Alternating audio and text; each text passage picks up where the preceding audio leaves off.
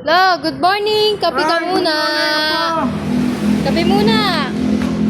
Dahil dyan, may itatanong ako. Yun. Sabi ko na nga eh. Siyempre, pisa pa rin ang Kaya dahil. ka na. Ay, ano nga pala? May nagpa-shoutout. Ay, EG Manigbas. Shout out. O ano naman ang tanong ng aking apo? Ay, yun pala po. May nagpapatanong po, kaibigan ko. May kapatid daw po siyang adik. Adik. Oho, tapos, ay sobra-sobra daw po managot sa magulang.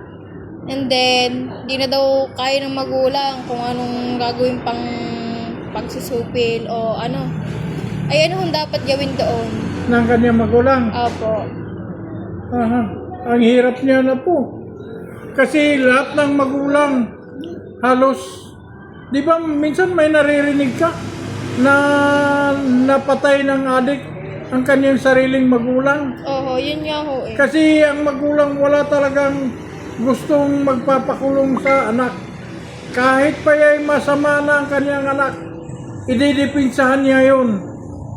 Dahil kanyang anak, lalo na yung mga nanay. Yan, ikaw, Mr. Adik, makinig ka. Huwag mong sayangin ang iyong mga magulang hanggat buhay pa ang iyong mga magulang. Alam ko ang iyong mga magulang talagang lahat niyang gagawin. Kahuli-huli ang hininga ng iyong magulang. Gagawin sa iyo, ikabubuti mo lang. Pero hindi gagawin niya na ikaw ay pakukulong. Mr. Adik, gustuhin mo pa ba na makita mo na ang iyong magulang na pantay na ang paa? Saka ka pa magbabago? Mr. Adik, napakadami pa ng druga. Walang katapusan yung druga.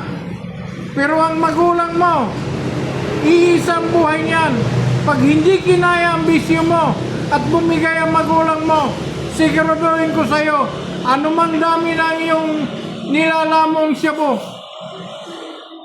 mayayari ka, magsisisi ka. Yun ang sinasabing bandang huli, magsisisi ka, Mr. Adik. Dahil alam ko, lahat ng magulang, talagang gagawin lahat yan.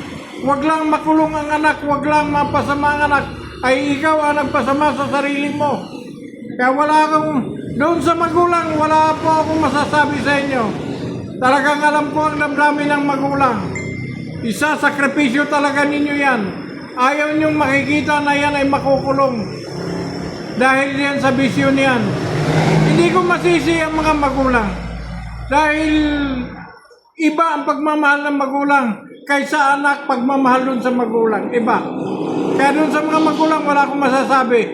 Diyan sa iyo, Adik. Masasabi ko sa iyo, magsisisi ka sa bandang huli. Once makikita mo ang iyong mga magulang na pantay na ang paa, yun lang.